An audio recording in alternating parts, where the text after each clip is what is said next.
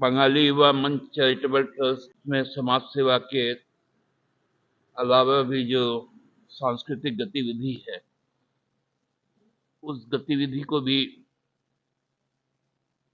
अपने साथ आत्मसात करके चलती है। हम सबको जानते हैं कि झारखंड की संस्कृति आदिम संस्कृति है। यहाँ का साहित्य में सामुदायिकता है। यहाँ के लोक पर्व सभी समाज को साथ में लेकर मनाया जाता है। पौष मास जो होता है, ऐसे तो बांग्ला में उसे मौलो मास कहते हैं, आप लोग हिंदी में खरमास कहते हैं।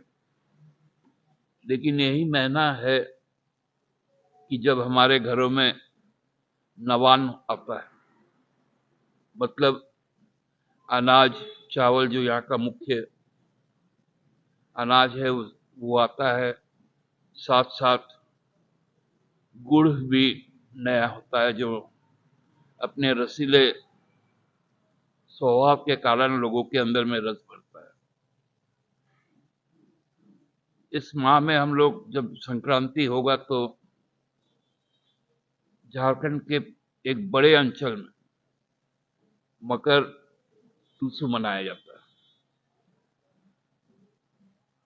उसी परंपरा को कायम करते हुए हम लोगों ने पिछले वर्ष से पौष मेला का आयोजन करना शुरू किया।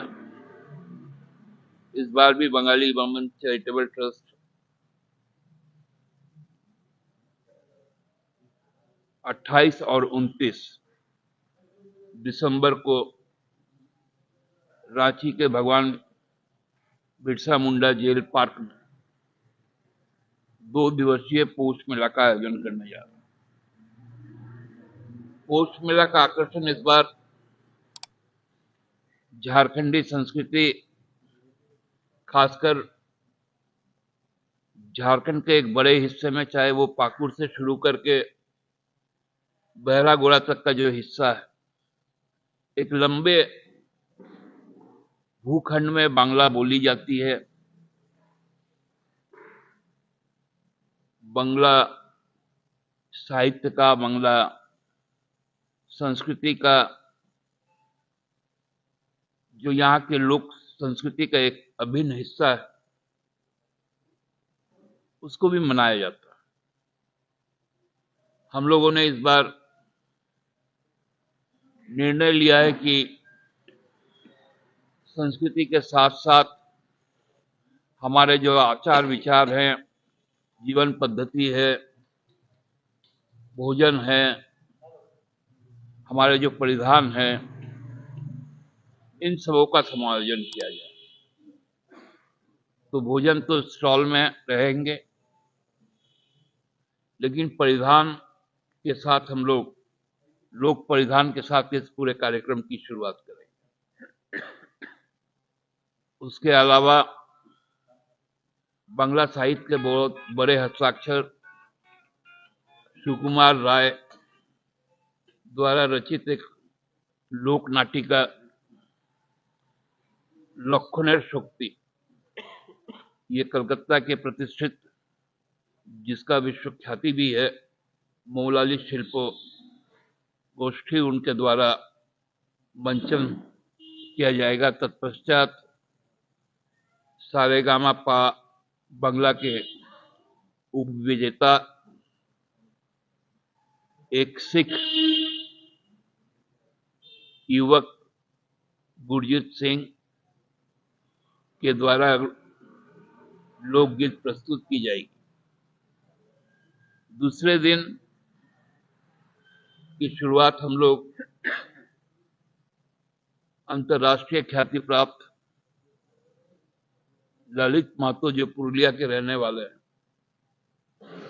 और देश में भी सर्वश्रेष्ठ छऊ मंडली है, उनके मंडल द्वारा छऊ का एक पाला पेश किया जाएगा। उसके बाद प्राचीनतम नाट्य संस्था डांसर्स गिल्ड के द्वारा नृत्य की प्रस्तुति होगी और अंतिम जो आकर्षण होगा, जो इस मेले का सबसे बड़ा आकर्षण है, झूमुर रानी के नाम से प्रसिद्ध सारेगामापा की विजेता अर्पिता चक्रवर्ती के झूमर गीत के साथ हो। दोनों दिन जो विशेष आकर्षण का केंद्र होगा वो होगा धामसा ढोल नगाड़ा का एक अद्भुत स्वागत प्रस्तुति। और हमको लगता है कि रांची शहर पहली बार सबसे प्राचीनतम वाद्य यंत्र, जिसको हम लोग नगाड़ा, मांदर, ढोल, धामसा कहते हैं, उसका साक्षी बनेगा। इतना बड़ा, इसके पहले रांची में कभी भी इस तरह का वाद्य यंत्र की इतनी बड़ी प्रस्तुति नहीं हुई। तो हमारा उद्देश्य आपके माध्यम से समाज के, क्योंकि हम रांची शहर में और रांची के इर्द गिर्द रहने वाले मानभूम, सिंहभूम, दालभूम, पचपरगना, रांची शहर के आदि लोग, सब कोई इस आयोजन का साक्षी बने, इसीलिए आपके माध्यम से ये प्रसारित हो। सबके बीच में हम लोग अपने उद्देश्यों के साथ पहुंचे। और हम लोग सब जानते हैं कि हमारा जो कार्यक्रम होता है, ये कार्यक्रम शहर के लिए एक आकर्षण का केंद्र होता है। चाहे वो बांग्ला मेला हो, वो तो होगा आपको मई के महीने में, लेकिन ये मेला भी एक अन्यतम आकर्षण होगा। मेरे साथ यहाँ पर उपस्थित है, जिस प्रांगण में मैं बैठा हुआ हूँ उसके लिए धन्यवाद भी मैं देना चाहूंगा प्रोफेसर कमल कुमार बोस का, डॉक्टर कमल कुमार बोस, जो इस संस्थान के माननीय अध्यक्ष हैं। साथ बैठे हैं इसी संस्थान के जो सचिव महोदय प्रणब चौधरी जी, प्रणब दा, उनको भी धन्यवाद देते हैं। साथ साथ आप लोग सबको जानते हैं कि 90 वर्ष पुराना हमारा हरिमती मंदिर में दुर्गा पूजा होते आया है और हर पूर्णिमा को हम लोग नारायण पूजा भी करते हैं।